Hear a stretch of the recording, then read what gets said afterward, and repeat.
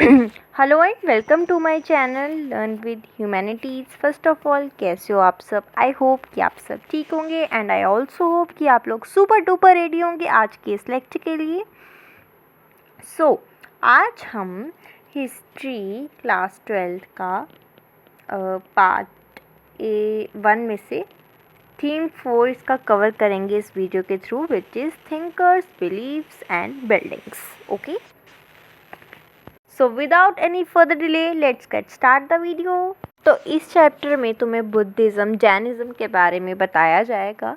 The time period हमारी history में जब धीरे धीरे बुद्धिज़्म, जैनिज़्म डेवलप हो रहे थे, ये रिलीजन इमर्ज्ड हो रहे थे, उन चीज़ों के बारे में इन डिटेल इस चैप्टर में बताया जाएगा। हमारा ये जो चैप्टर है ये स्टार्ट हो रहा है सांची स्तूपा के साथ।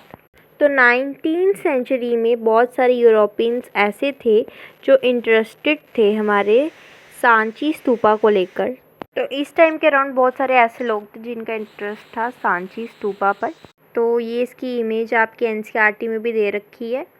तो इस टाइम के अराउंड फ्रेंच के जो लोग होते हैं वो क्या करते हैं, सांची में एक बेगम होती है, शाहजहां बेगम, नाम सुना होगा आपने, है ना? तो फ्रेंच के लोग इनके पास जाकर परमिशन लेते हैं, आप प्लीज़ इस स्तूपा के थोड़े से हिस्से को हमें वापस ले जाने दो, फ्रांस में ले जाने दो, ठीक है? हम लोग इसका क्या करेंगे, हम लोग इसे फ्रांस के एक म्यूज़ियम में संभाल कर रखेंगे।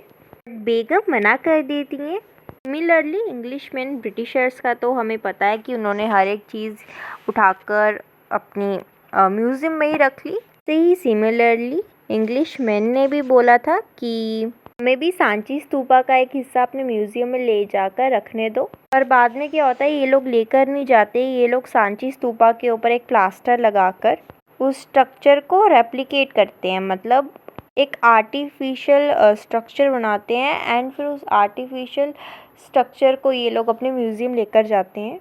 तो इनका पूरा प्लान तो था सांची स्तूपा को अपने वहाँ म्यूज़ियम में ले जाने का, पर ये लोग बाद में नहीं ले जा पाते, तो एक आर्टिफिशियल स्ट्रक्चर बनाकर अपने म्यूज़ियम में रख देते हैं। उस टाइम पर जो रूलर्स थे भोपाल के, पहले शाहजहां बेगम होती थी, उसके बाद इनके जो सक्सेसर होते हैं जैसे सुल्तान जहान बेगम, ठीक है? तो इन सब ने पैसे लगाए थे इन स्तूपा जैसे स्ट्रक्चर को प्रिजर्व करने के लिए। इसी टाइम के अराउंड हमारे इंग्लिशमैन थे जॉन मार्शल नाम के, ये क्या करते हैं, ये सोचते हैं कि मैं सांची स्तूपा के बारे में इन डिटेल लिखूंगा। ये सांची स्तूपा के बारे में लिखना स्टार्ट करते हैं। ये जो चीज़ लिखते हैं ना, उस चीज़ को ये डेडिकेट कर देते हैं बेगम को, ठीक है? ये बेगम को डेडिकेट कर अपना पूरा वर्क लिख देते हैं। ऐसा क्यों? क्योंकि इन्होंने अपनी तरफ से बहुत एफर्ट्स करे थे उस स्ट्रक्चर के लिए, क्योंकि शी फंडेड द म्यूज़ियम, वहाँ पे जो म्यूज़ियम था वो इन्होंने फंडेड करा था। पास ही में उन्होंने एक गेस्ट हाउस भी बनाया था जहाँ पे जॉन मार्शल रुकते थे, उन वॉल्यूम्स के ऊपर काम करते थे, ठीक है? नेक्स्ट फंड भी करा इन वॉल्यूमेशंस को। पब्लिकेशन जब ख़त्म होता है तो इस वर्क को डेडिकेट कर दिया जाता है बेगम को। अब आगे तुमसे ना क्वेश्चंस पूछे जा रहे हैं कि ये जो मॉन्यूमेंट्स होते हैं, स्तूपा जैसे जो स्ट्रक्चर होते हैं, इनका क्या कारण था कि जिसकी वजह से हमने ये स्तूपा बनाया? क्या स्तूपा के अंदर कुछ होता है? कौन बना के गया सारे स्ट्रक्चर्स को? ने कैसे और कब इन सारे स्ट्रक्चर्स को डिस्कवर करा? ये कुछ क्वेश्चंस हैं, ठीक है? ये सभी क्वेश्चंस आप लोगों के दिमाग में भी आ रहे होंगे। जैसे जैसे हम चैप्टर के आगे बढ़ते जाएंगे वैसे वैसे आपको समझ आती जाएगी। ओके, तो नेक्स्ट टॉपिक स्टार्ट करते हैं, the background, sacrifices and debates. तो मिड फर्स्ट मिलेनियम BCE का जो टाइम पीरियड था ना, इस टाइम पीरियड में बहुत सारे नए नए थिंकर्स आ रहे थे ऑल ओवर द वर्ल्ड। सिर्फ इंडिया में नहीं, अलग अलग जगह से अलग अलग थिंकर्स आ रहे थे, ठीक है? और कुछ बोलना स्टार्ट कर देते हैं। जैसे ईरान में हमारे एक थिंकर आ जाते हैं, ज़ाराथुस्त्रा, ठीक है? सॉरी अगर इसकी प्रोनाउंसिएशन गलत होगी तो। कॉन्ग जी आ जाते हैं चाइना में। Socrates, Plato, Aristotle in Greece and Mahavira and Gautama Buddha among many others in India. Okay please. अच्छा, तो अगर हम इंडिया की बात करें तो इंडिया में महावीर, गौतम बुद्ध इस टाइप के थिंकर्स आ जाते हैं। ऐसा टाइम पीरियड था जिसमें अलग अलग लोग चीज़ों के बारे में, लाइफ के बारे में क्वेश्चन कर रहे थे, स्पिरिचुअल चीज़ों के बारे में सोचना स्टार्ट कर दिया था। बहुत इम्पोर्टेंट टाइम पीरियड था हमारी हिस्ट्री में। Next, sacrificial tradition. इससे पहले क्या था? इससे पहले वेद थे।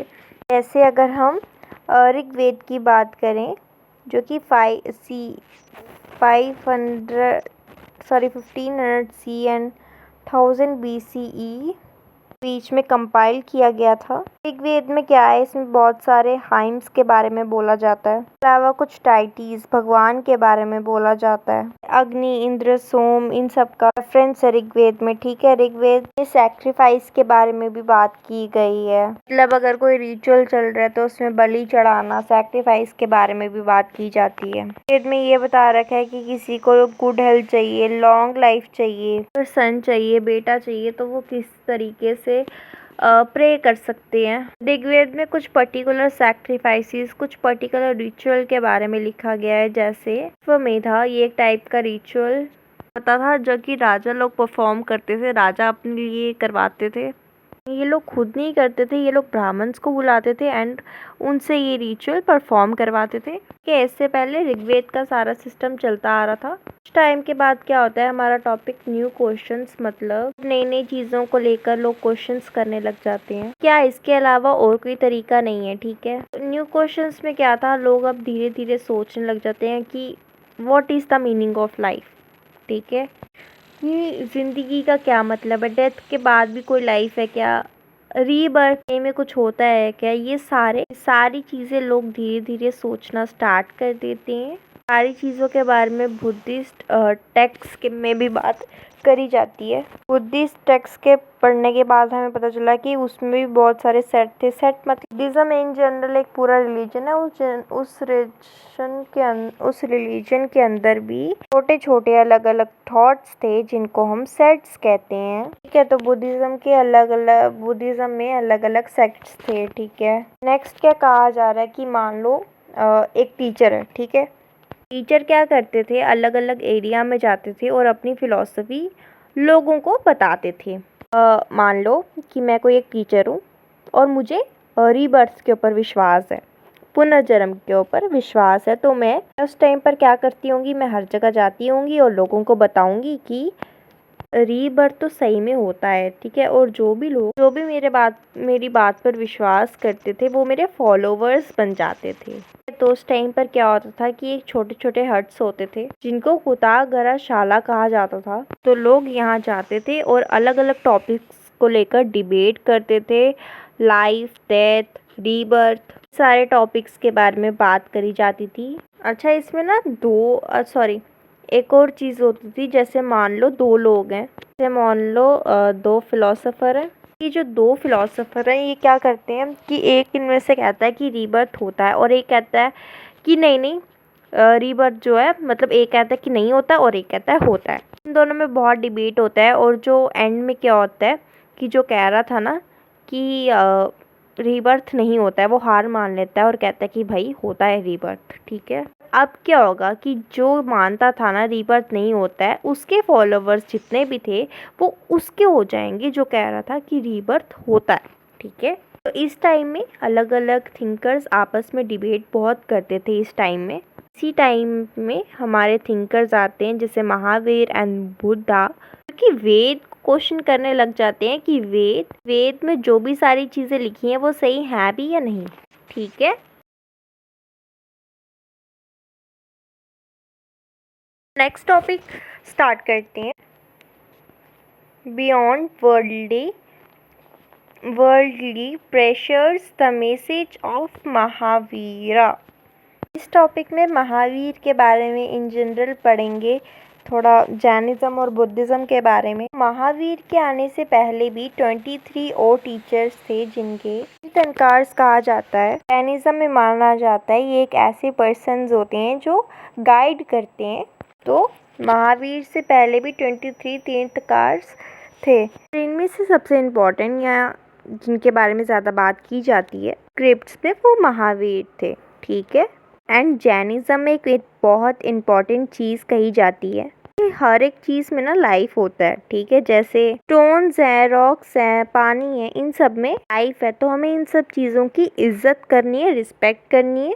जैनिज़्म में माना जाता है कि इनको बिल्कुल इंजर नहीं करना, लिविंग बींग्स को, किसी भी लिविंग बींग को परेशान नहीं करना, चाहे वो इंसान हो, एनिमल हो, इंसेक्ट हो, किसी भी लिविंग बींग को परेशान नहीं करना, ये जैनिज़्म में कहा जाता है। तो जैनिज़्म नॉन वायलेंस को प्रमोट करता है। एंड ये जो नॉन वायलेंस का ये है, ये हमारे इंडियन कल्चर का भी बहुत इम्पॉर्टेंट पार्ट है। तुम लोगों ने नेशनल मूवमेंट में भी ये सब सुना होगा, तो ये आगे जाके इंडिया के कल्चर का भी बहुत इम्पॉर्टेंट पार्ट बन जाता है। जैनिज़्म ये जो रिलीजन है, इसमें कर्मा के ऊपर विश्वास रखा जाता है। तो बर्थ और जो रीबर्थ का इस पर जो इफ़ेक्ट पड़ता है, ये कर्मा से पड़ता है, ऐसा विश्वास है जैनिज़्म में। एंड 5 चीज़ें जैनिज़्म में कही जाती हैं कि ये चीज़ें नहीं करनी चाहिए। एंड इसमें किलिंग नहीं करनी चाहिए, स्टीलिंग चोरी नहीं करनी चाहिए, लाइंग झूठ बोलना अलो नहीं है। जैनिज़्म में लोगों को बोला जाता है कि एक सन्यासी की ज़िंदगी जियो, शादी वादी नहीं करनी है और प्रॉपर्टी पोसेस नहीं करनी है, चीज़ों के बारे में नहीं भागना है कि मुझे गाड़ी चाहिए, घर चाहिए, इन सब चीज़ों के पीछे नहीं भागना है, ठीक है। टाइम की ये सारी चीज़ें नहीं होनी चाहिए। Next, the spread of Jainism. Time के साथ साथ क्या होता है, जैनिज़्म धीरे धीरे फैलने लग जाता है। एंड इसकी जैनिज़्म की अलग अलग इंस्क्रिप्शंस और यहाँ लिटरेचर हमें मिले हैं अलग अलग लैंग्वेजेस में। प्राकृत में मिले हैं, संस्कृत में मिले हैं, तमिल में मिले हैं। तो ऐसे ऐसे जैनिज़्म फैलने लगा। और ये एक इमेज है, ये आपकी एनसीईआरटी में भी है। ये एक पेज है फ्रॉम 14th सेंचुरी। ये एक जैन्स की मैन्युस्क्रिप्ट है, ठीक है। तो अब नेक्स्ट टॉपिक है the Buddha and the quest for enlightenment, ठीक है। तो अब हम गौतम बुद्धा के बारे में थोड़ा इन डिटेल पढ़ते हैं। तो आज के टाइम पे बुद्धिज़्म बहुत ज़्यादा फैल चुका है। Central Asia to China, Korea, Japan, Sri Lanka, Myanmar, Thailand and Indonesia, इन सब जगहों पर जो है बुद्धिज़्म फैल चुका है। हमें कैसे पता है बुद्धा के बारे में? तो वही सेम जैसे जैनिज़्म में स्क्रिप्ट्स वगैरह से इंस्क्रिप्शंस देखे, ठीक है। हैजियोग्राफीज देखी। इसका क्या मतलब होता है? हैजियोग्राफी मतलब किसी पर्सन की बायोग्राफी, ठीक है। मतलब एक पर्सन ने बुद्धा के बारे में उनकी लाइफ के बारे में लिखा हो, तो कुछ साल के बाद हमने पढ़ा, तो इन सारी चीज़ों के थ्रू हमें बुद्धिज़्म के बारे में पता चला। गौतम बुद्धा के बारे में आपको कुछ कुछ बता रखा है। तो स्टार्टिंग में उनका सिद्धार्थ नाम था, ये नाम दिया गया था उनका एट बर्थ। तो ये साक्या क्लैन को बिलोंग करते थे। साक्या क्लैन के जो लीडर थे ना, उनके बेटे थे गौतम बुद्ध। तो वो एक क्लैन के बेटे हैं, तो उनके पास सारी लग्जरीज थी। शेल्टर्ड में वो एक ज़िंदगी जीते थे। वो पैलेस के अंदर ही रहते थे और पैलेस के बाहर जो साधारण लोग हैं क्या क्या सहते थे, ये सब गौतम बुद्धा को पता नहीं था। एक बार गौतम बुद्धा क्या करते हैं, वो अपने पैलेस में किसी को मनाते हैं कि यार तुम मुझे एक बार पैलेस के बाहर ले जाओ, मुझे थोड़ा घुमा कर आओ, मुझे देखना है कि महल के बाहर ज़िंदगी कैसी होती है। और जब वो महल के बाहर निकलते हैं तो गौतम बुद्धा कुछ चीज़ों को नोटिस करते हैं। वो सबसे पहले देखते हैं कि एक ओल्ड, बहुत बूढ़ा सा एक आदमी, फिर एक आदमी देखते हैं जो बहुत ज़्यादा सिक था, जो बीमार था। एंड जब वो बाहर घूम रहे होते हैं तो उन्हें एक डेड बॉडी भी दिख जाती है। उसके बाद गौतम बुद्धा को सडनली रियलाइजेशन होता है कि ज़िंदगी में तो बहुत सारे दुख हैं, बहुत सफरिंग है, ठीक है। नेक्स्ट क्या होता है, इसी टाइम के अराउंड वो गौतम बुद्धा जब बाहर घूम रहे थे तो वो कुछ देर के बाद एक आदमी को देखते हैं जिसके पास घर नहीं था। सन्यासी टाइप का एक इंसान था, वो बहुत ओल्ड लग रहा था वो इंसान। ऐसा लग रहा था कि इस इंसान ने डिजीज़ वगैरह ये सब चीज़ें देख रखी हैं। एंड अब ये इंसान जो है ये इन सब चीज़ों से ऊपर उठ चुका है और अब इस इंसान को जो है पीस मिल चुकी है। तो गौतम बुद्धा मतलब उस टाइम पे सिद्धार्थ वो भी यही सोचते हैं कि मुझे भी इनके जैसा बनना है, इन्हीं के नक्शे कदमों पर मुझे चलना है। ठीक है, ज़िंदगी में पीस मिल चुकी है, शांति मिल चुकी है। कुछ टाइम के बाद गौतम बुद्धा अपने पैलेस को छोड़कर निकल जाते हैं। काफ़ी टाइम तक एक फॉरेस्ट में मेडिटेट करते हैं एंड मेडिटेट करने के बाद वो बुद्धा जिन भी सवालों के जवाब ढूंढ रहे थे वो उनको मिल जाते हैं। बुद्धा को एनलाइटमेंट मिल गई। ठीक है, एंड अब वो क्या सोचते हैं कि ये जो सब मैंने सीख लिया है ये मैं सब बाकी लोगों को भी सिखाऊंगा। ठीक है, नेक्स्ट टॉपिक स्टार्ट करते हैं, the teachings of the Buddha. अब गौतम बुद्धा जो होते हैं वो सोचते हैं कि जो मैंने ये सब सीखा है वो मैं बाकी सबको भी सिखाऊंगा। अब बुद्धिज़्म में क्या एक टेक्स्ट है जिसको हम कहते हैं सुट्टा पीतक पढ़ने के बाद हमें बुद्धास के बारे में बहुत इन डिटेल पता चला। बहुत सारे जो लोग थे वो ये भी मानते थे कि जो बुद्धास थे उनके पास सुपर नेचुरल पावर्स थी, मतलब जो भगवान की तरह कुछ मैजिकल पावर्स थे। पर कुछ लोग ऐसे भी कहते हैं कि बुद्धा एक ऑर्डिनरी पर्सन थे, साधारण इंसान थे, एंड अगर उनके पास सुपर नेचुरल पावर्स थी भी तो वो उन्हें ज़्यादा यूज़ नहीं करते थे। वो लोगों को प्यार से बहुत अच्छे तरीके से चीज़ें मनवा लेते थे। जैसे फॉर एग्ज़ाम्पल एक कहानी मैं तुम्हें बताती हूँ जो बुद्धिज़्म में बहुत मानी जाती है। एक बार क्या होता है, एक मदर होती हैं उनके बेटे की डेथ हो जाती है, एंड जाहिर सी बात है उनके बेटे की डेथ है तो हो गई है तो वो बहुत उदास हो जाती हैं। तो ऐसे में कोई उस विमेन के पास जाकर उन्हें बताता है ना कि हमारे यहाँ ना गौतम बुद्धा नाम के एक पर्सन है, तो तुम उनसे जाकर मिलो, उनके पास सुपर नेचुरल पावर्स हैं तो हो सकता है कि वो तुम्हारे बेटे को ज़िंदा कर दे। ठीक है, तो जो मदर है वो बहुत ज़्यादा खुश हो जाती हैं एंड वो बुद्धा से जाकर मिलती हैं। तो वो उनसे कहती हैं, गौतम बुद्धा से उनसे मिलकर, कि मेरा जो बेटा है उसकी डेथ हो गई है, आप प्लीज़ उसे वापस ज़िंदा कर दो। तो गौतम बुद्धा उससे कहते हैं कि ठीक है, पर आपको क्या करना होगा, आपको किसी ऐसे घर से सीड्स लाने हैं जिस घर में कभी भी डेथ नहीं हुई होगी। तो गौतम बुद्धा मदर को ये काम दे देते हैं कि आप कोई ऐसा घर ढूंढो जहाँ पर कभी भी डेथ नहीं हो रखी है, एंड आप उनके घर से जाकर मुट्ठी भरकर सीड्स ले आओ। और अगर आप ये कर देते हो तो फिर मैं सोचूंगा आपके बेटे के बारे में। तो अब ये जो मदर है ये एक एक कर सबके घर जाती हैं एंड वो सबसे ये पूछती हैं कि आपके घर क्या किसी की डेथ हुई है। एंड वो जब भी किसी के घर जाती तो वहाँ पे अलग अलग वो सुनती थी कि किसी के बेटे की डेथ हुई है, किसी की बेटी की, किसी के हस्बैंड की, किसी की मदर, किसी का फादर, किसी ना किसी के घर में कोई ना कोई डेथ हो रखी थी। शाम तक वो ऐसी घूमती रहती हैं एंड फिर एंड में वो बुद्धा के पास जाती हैं और उनसे कहती हैं कि मुझे एक चीज़ समझ आई कि पूरी दुनिया में ऐसा कोई नहीं है जिसने डेथ को ना देखा हो। ये एक नेचुरल चीज़ है और मुझे इस चीज़ को एक्सेप्ट कर लेनी चाहिए। तो इस स्टोरी में क्या है कि गौतम बुद्धा ने अपनी कोई सुपर पावर नहीं लगाई, उन्होंने बस अच्छे से उनसे कहा प्यार से कि ये करो, तो इससे जो मदर है वो खुद ही समझ गई। ठीक है, ठीक है, इस टाइप की कहानियाँ बुद्धिज़्म में होती हैं और ये जस्ट एक एग्जांपल था ताकि तुम रिलेट कर पाओ। और बुद्धिज़्म में कहा जाता है कि ये जो वर्ल्ड है ये ट्रांजिएंट है, मतलब ये दुनिया बहुत छोटी है और ये जो दुनिया है कॉन्स्टेंटली बदलती रहती है। ऐसा भी कहा जाता है कि ये जो वर्ल्ड है ये सोललेस है, एंडलेस है, परमानेंट नहीं है। ठीक है, सब कुछ इंटरनल है।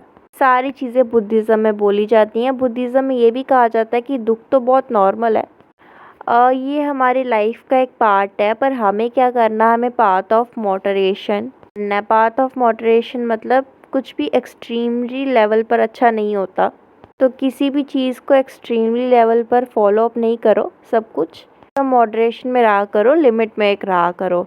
ये सब चीज़ें बुद्धिज़्म में कहा जाती हैं। एंड स्टार्टिंग में जब बुद्धिज़्म की बात होती थी तो भगवान का जिक्र नहीं किया जाता था। ठीक है, किसी भगवान या किसी गॉड का जिक्र नहीं किया जाता था, किसी की बात नहीं की जाती थी बुद्धिज़्म में।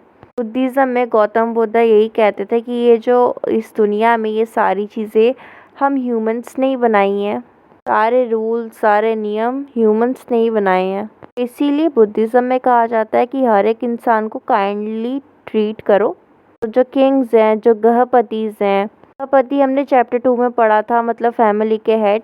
तो इन सब से कहा जाता था कि तुम सभी लोगों के साथ काइंड रहा करो। नेक्स्ट तुम्हें बता रखा है कि एक बुद्धा टेक्स्ट के हिसाब से बुद्धा का लास्ट शब्द क्या थे। Be lambs unto yourselves, as all of you must work out of our own liberation. In general इसका यही मतलब है कि तुम्हें ही अपनी लिबरेशन, अपनी फ्रीडम के लिए काम करना है। तो एक शब्द यूज़ किया जाता है बुद्धिज़्म में, निर्वाणा, मतलब जैसे हिंदुइज़्म में कहा जाता है ना कि मोक्ष मिल गया, सब चीज़ों से एकदम मोक्ष की प्राप्ति हो गई, तब सब चीज़ों से ऊपर उठ जाना। तो तुम्हें ही अपने लिबरेशन के लिए काम करना है। तो ये बुद्धा के लास्ट वर्ड थे, ऐसा माना जाता है।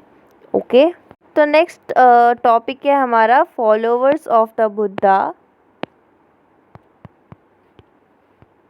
बुद्धा के जो फॉलोवर्स थे उनके बारे में थोड़ा डिस्कस करेंगे। तो कुछ टाइम के बाद जब बुद्धिज़्म और फैलने लगा तो संघ बनाए जाते थे। संघ मतलब, इस संघ का क्या मतलब है, कुछ ऐसे लोगों का ग्रुप जो बुद्धिज़्म को फॉलो करते हैं, मानते हैं। एंड बाद में ये जो संघ के लोग होते थे ये खुद आगे चलकर टीचर्स बन जाते थे और बुद्धिज़्म को प्रमोट करते थे। एंड ये लोग होते थे जो मॉन्क्स होते थे, जो संघ में रहते थे, संगा भी बोलते हैं इसे। तो ये जो संघास में रहते थे ये बहुत सिंपल लाइफ जीते थे। ऐसा नहीं है कि पैसे वैसों के पीछे भागते थे, ये नहीं। और ये लोग अपने आप को भिखूस भी बोलते थे। ये जो भिखूस होते थे ये अक्सर ये बोलते थे कि हमें ऐसे मटेरियलिस्टिक चीज़ों की ज़रूरत नहीं है। उनके हाथ में बस एक कटोरा होता था जिससे ये खाना मांग लेते थे एंड उसे खा लेते थे। तो ये लोग कहते हैं कि हमें बस रेयर मिनिमम चीज़ों की ज़रूरत है जिससे हम लोग सिर्फ ज़िंदा रह पाएँ। नेक्स्ट क्या था कि बहुत लंबे टाइम तक तो संघ में विमेन नहीं थी। ठीक है, विमेन नहीं थी, सिर्फ मेन ही थे संघ में। कुछ टाइम के बाद क्या होता है, एक मॉन्क आते हैं जिनका नाम था आनंदा। ठीक है, एंड ये जो आनंदा होते हैं ये लोगों को मना लेते हैं कि हमें विमेन को भी संघ में आने देना चाहिए। तो यहाँ पे एक चीज़ है कि बुद्धा की जो मदर थी, ठीक है, मतलब उनकी जो फॉस्टर मदर थी, महाप्रजाति Gautami was the first woman to be ordained as a भिकुनी। ठीक है, ऐसा माना जाता है ये एक पहली ऐसी महिला थी जो कि संघ को ज्वाइन करती हैं। विमेन के लिए भिखुनी वर्ड यूज़ किया जाता है, ऐसा माना जाता है। ये फर्स्ट विमेन थी जिन्होंने संघ को ज्वाइन करा। एंड हाँ, जितने भी विमेन जिन्होंने संघ को ज्वाइन किया था आगे जाकर वो अलग अलग फिलॉसफी देते हैं, पावरफुल विमेन बन जाते हैं। ठीक है, नेक्स्ट तुम्हें बताया जा रहा है कि संघ में अलग अलग टाइप के लोग होते थे। वेल्दी लोग होते थे, किंग होते थे, स्लेव्स होते थे, क्राफ्टमैन होते थे।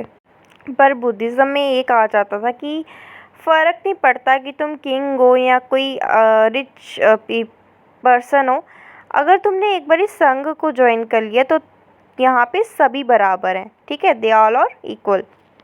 ठीक है, इफ़ दे ज्वाइन संघ में सबको इक्वली ट्रीट किया जाता था, सबको बराबर माना जाता था।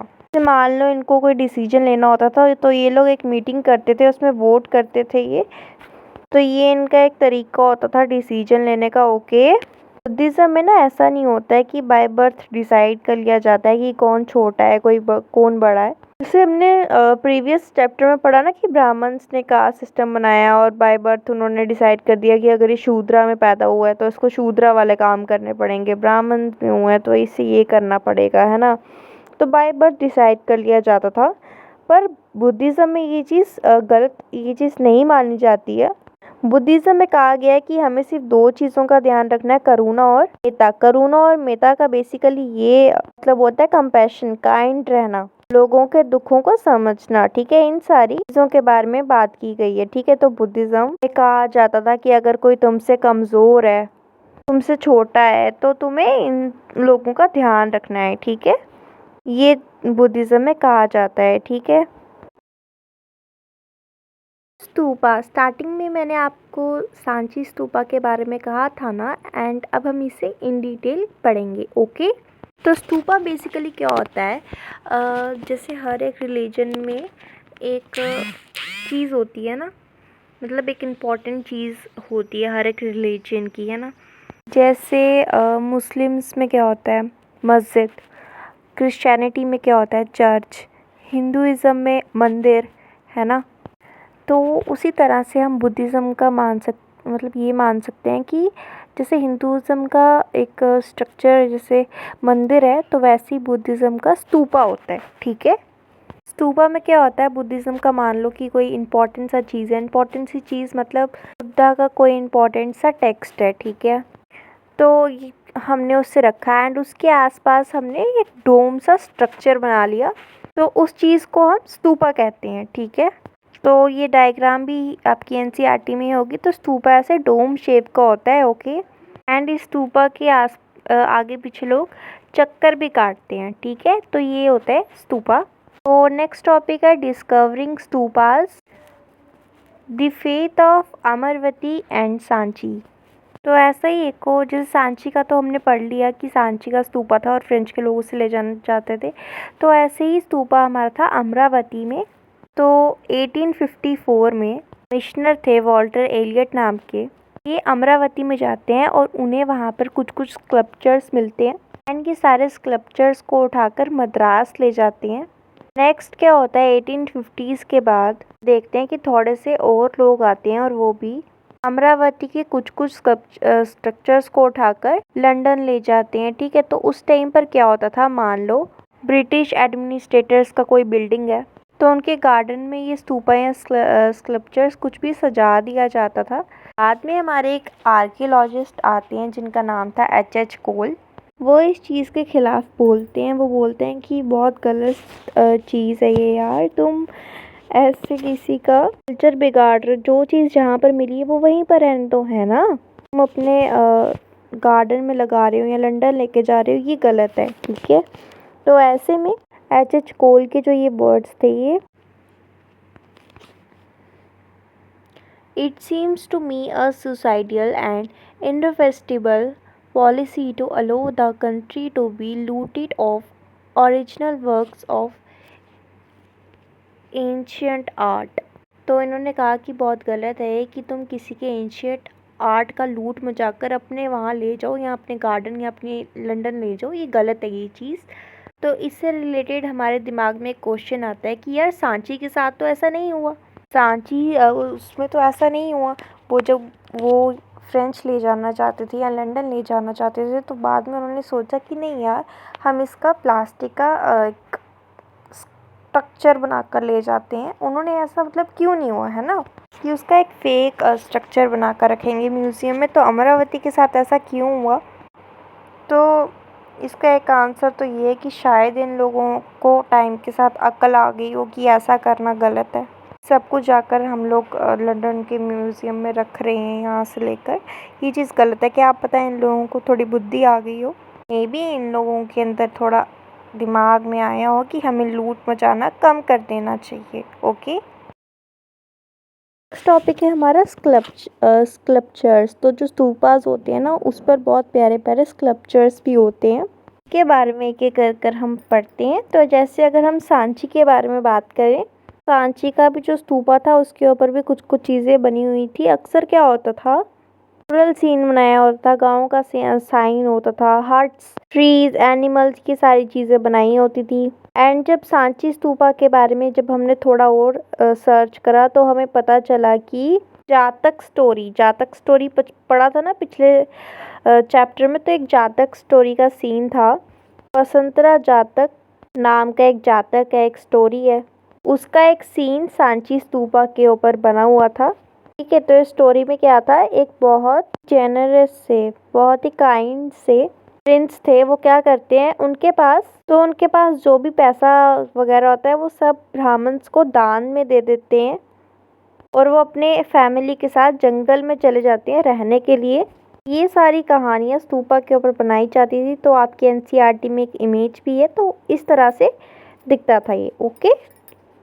तो जैसे आप इस पे देख रहे हो, एलिफेंट है, पीकॉक है, तो ऐसे अलग अलग सीन्स को डिपिक्ट किया जाता है, ओके, सिंबल्स ऑफ वर्शिप। अब सर क्या होता था बुद्धिज्म में, स्टार्टिंग में हम देखते हैं कि डायरेक्टली लोग बुद्धा के बारे में बात नहीं करते थे। तो अगर उन्हें बुद्धा के बारे में बात करनी है, मतलब कि वो बुद्धा की ड्राइंग नहीं करते थे, उसकी जगह वो कोई सिंबल डाल देते थे जो कि बुद्धा को रिप्रेजेंट करने के लिए होता था। जैसे फॉर एग्जाम्पल अगर कोई एम्प्टी सीट बना रखी है तो वो बुद्धा का एक सिंबल होता था। ठीक है, इस तरह से ये कुछ सिंबल बनाते थे। कई बार ये व्हील बनाते थे, व्हील भी बुद्धा का एक सिंबल होता था। तो ये ऐसे अलग अलग सिंबल के थ्रू बुद्धा को डिपिक्ट करते थे। Okay, next, popular traditions. कभी कभी ना स्तूपा के ऊपर ऐसे सिंबल्स बने होते थे जिनको हम डायरेक्ट बुद्धा के साथ डिपिक्ट नहीं कर सकते थे।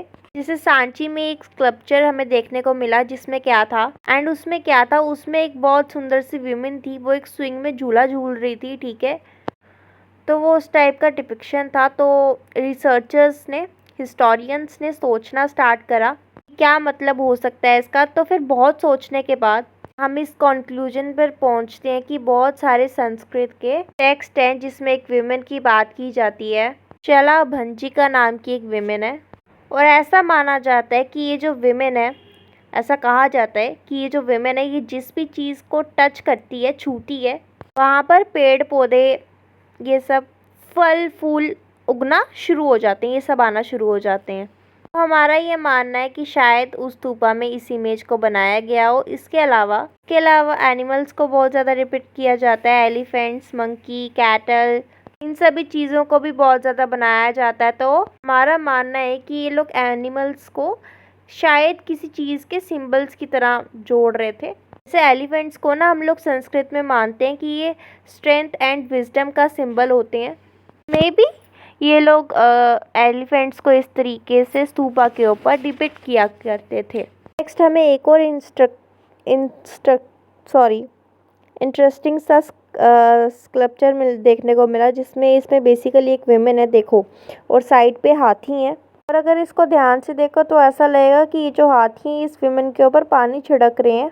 इसके बारे में भी हमने रिसर्च करना स्टार्ट करा कि इस सिंबल का क्या मतलब है। कुछ लोगों ने कहा कि शायद ये सिंबल माया है। माया कौन है? बुद्धा की मदर का नाम है। कुछ लोगों ने कहा कि नहीं, ये गजलक्ष्मी का सिंबल है। गजलक्ष्मी एक पॉपुलर गॉडेस है, ऐसा माना जाता है कि गुड फॉर्च्यून की गॉडेस है। आगे जाकर ना आप लोग ये पढ़ोगे भी, जब हम नई नई ऐसी इमेज को देखते हैं ना तो हमारे दिमाग में 2-3 कहानियाँ बनती हैं। जैसे इस इमेज को देखकर कुछ लोग कह रहे हैं कि ये बुद्धा की मदर है, एंड कुछ लोग कह रहे हैं नहीं ये गजलक्ष्मी है। ओके, तो एक पिक्चर को देखकर अलग अलग कहानियाँ बनती हैं। तो हम भी ऐसा मानते हैं कि ठीक है, हाँ, या तो ये बुद्धा की मदर होंगी या फिर गजलक्ष्मी होंगी। ओके, नेक्स्ट, जैसे कुछ हमारे हिस्टोरियंस थे जैसे कि जेम्स फर्ज्यूजन का कहा कि सांची जो है ना, सांची स्तूपा, ये एक ऐसी जगह है जहाँ पर लोग पेड़ और सांप को वर्शिप करते थे। ये सांची स्तूपा के ऊपर ऐसे सांप के सिंबल दिख गए।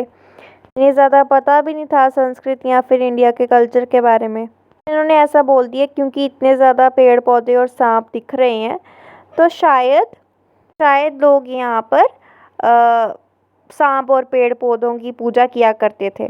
ये भी कुछ लोगों का मानना था। ठीक है,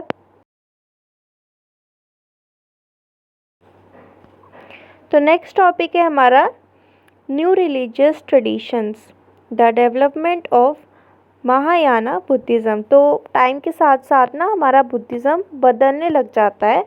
ठीक है, टाइम के साथ साथ क्या होता है कि बुद्धा को ना लोग एक भगवान की तरह देखने लग जाते हैं, सेवियर की तरह देखने लग जाते हैं कि बुद्धा तो एक ऐसे इंसान थे जो अर्थ में आए और उन्होंने सब ह्यूमन बींग्स को बचाया। टाइम के साथ साथ लोग बुद्धिज़्म को एक भगवान के नज़रिए से देखने लग जाते हैं। इसी टाइम पीरियड में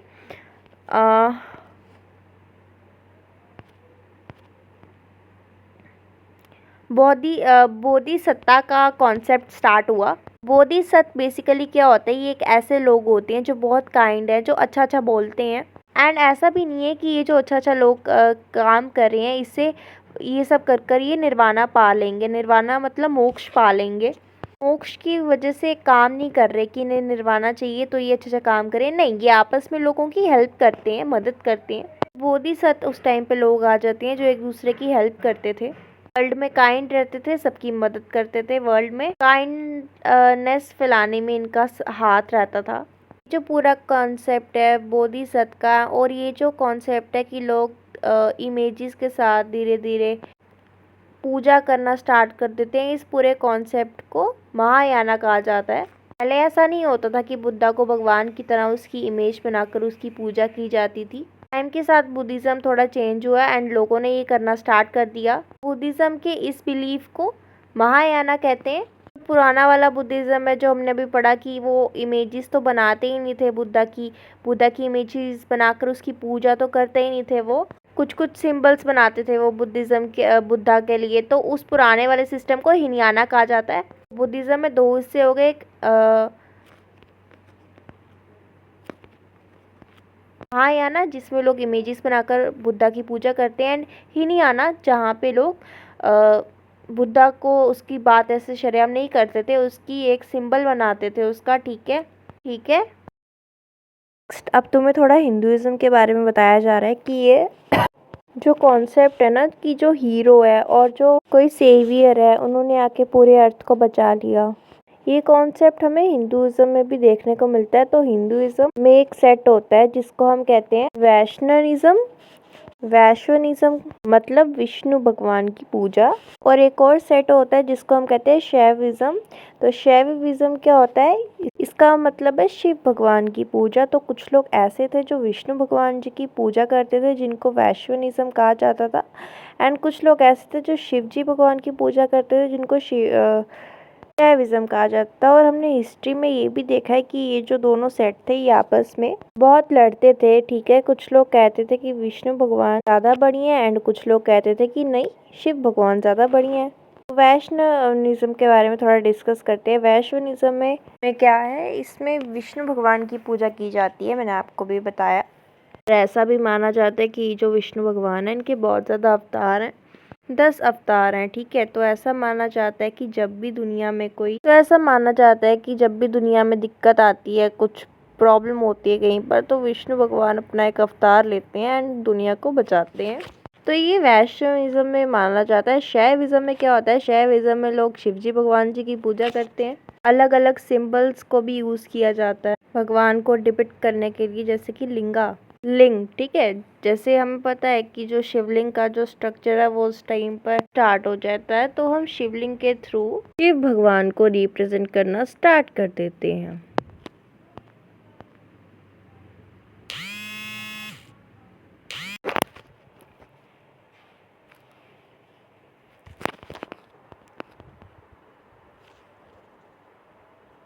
इस टाइम के अराउंड हम देखते हैं कि हम लोग कॉम्प्लेक्स स्ट्रक्चर भी यूज़ करते हैं। जैसे आप अगर हिंदुइज्म में किसी भगवान की पेंटिंग वगैरह देखोगे तो क्या होता है, काफ़ी सारे हाथ होते हैं, है ना, उस पिक्चर में।